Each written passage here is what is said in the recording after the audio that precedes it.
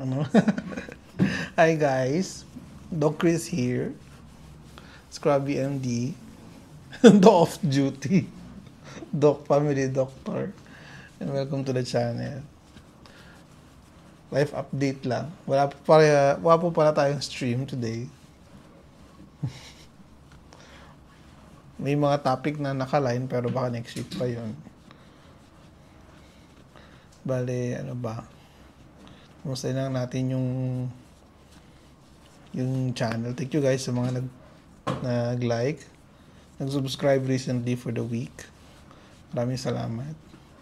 Nabuhay ulit yung channel for I think after 1 month or 2 months na hindi naman ako nag-post. Maging regular naman na sana yung pagpo-post ko by this month. Diba, Doc?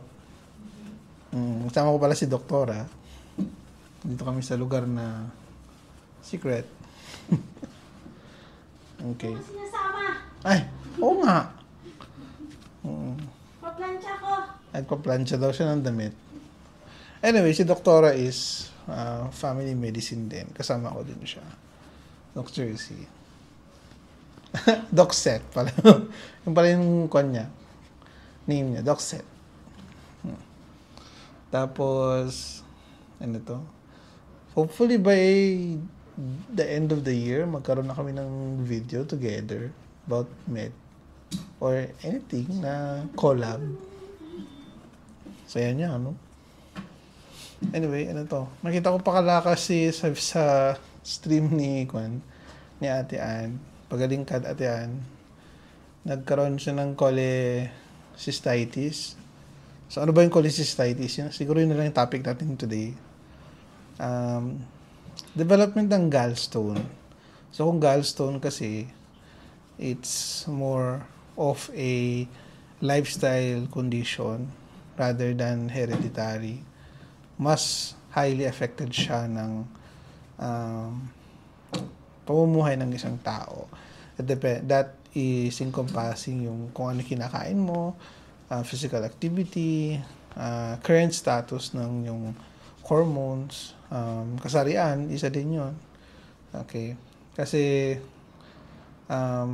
yung stone kasi, may possibility na mag-deposit siya through time. Kasi isa din sa factor dun yung edad, no?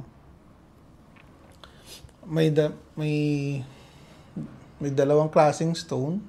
Tama ba? Ang alam ko, dalawang stones yun. Cholesterol stone, tsaka pigment stone ata. Mga black. Pero madalas kasi, kapag diet is yung correlation natin sa stone formation is more on cholesterol. Pwede siyang magkaroon ng gallstone na isa lang. Pwede ring multiple. Now, yung factors niyan, no, yung factors niyan, yun nga, pag kumakain ka ng masyadong matatabang pagkain, and then, yung lifestyle mo medyo hindi masyadong nababantayan, can increase the development, no, of stones. Pati din sa, ano to, similar din siya sa urinary stones, no. Kung mataas ang calcium deposits, it will also propagate ng pag-develop ng stones. Sa sitwasyon kasi ni Ate Ann kasi is nagkaroon siya ng pain, recurrent eh. Tapos, severe, I think nabanggit niya nag-vomit siya. Nung hindi niya na nakayanan yung pain, nagpatingin na siya sa hospital, and yung sa last live stream niya, ang nabanggit is na-discuss siyang mag-undergo siya ng laparoscopic cholecystectomy. So, ano ba yung laparoscopic cholecystectomy? Ngayon is medyo mas less invasive na siya. Hindi na siya yung malaki yung hiwa. So, maliliit lang yung hiwa ng operasyon, pero matatanggal yung gallbladder mo, no? Kasama yung bato. So, gagamit sila ng, I think, 1, 2, 3, 4, 4 or 3 na incisions para doon ilalagay yung device para opera, kumbaga. Ngayon, doon na tayo nagpo-push yung sa mga procedures na to, kagaya din ng appendectomy, cholecystectomy, laparoscopic na siya. Pero kung hindi maganda, oo nga, kung hindi kaya, ginagawa ng open procedure. So, kung open, mas malaki yung hiwa. So, paano ba ginagawa yun? Actually, parang nakita niyo naman na sa mga, kung nanonood kayo ng mga doctor, anong serye yun? Korean? Basta Korean medical Korean medical drama. Oo. May camera kasi na pinapasok, tapos kasama doon yung mga devices na, mahahaba. No? Tapos nakatingin lang sila sa monitor, and ginagawa doon yung opera. So, operasyon. Pagbalik natin siguro sa studio next week, kaya tayo ng sample na video para mapakita din natin kung ano ba nangyari sa loob ng operating theater.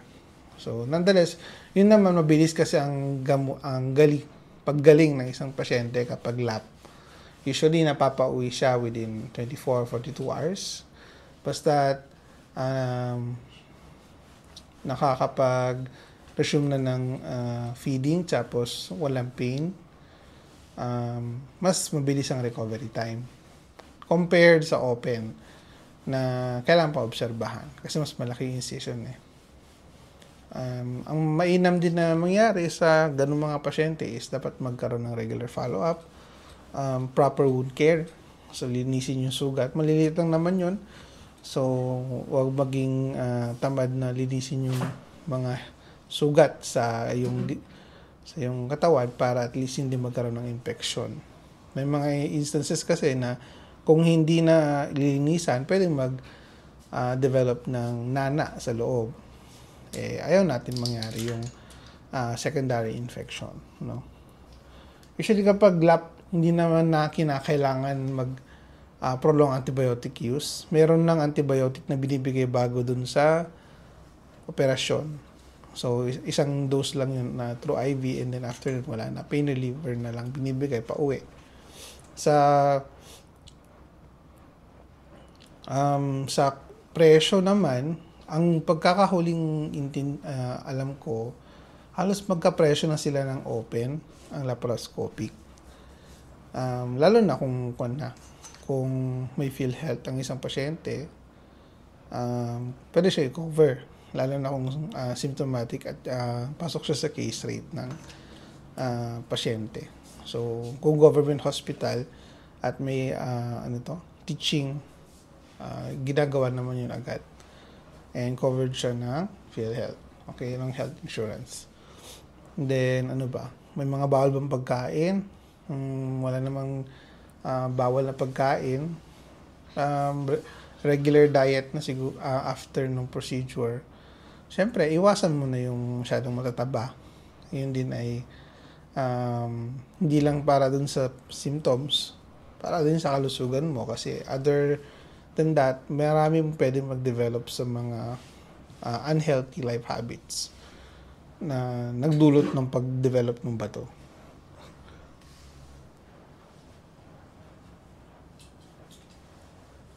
Yan.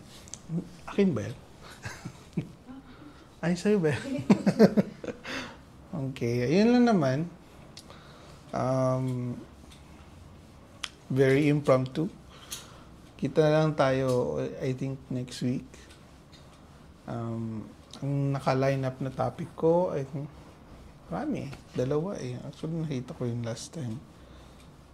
Basta may dalawa. I-announce ko na lang sa videos. Sa mga susunod na posts. Okay.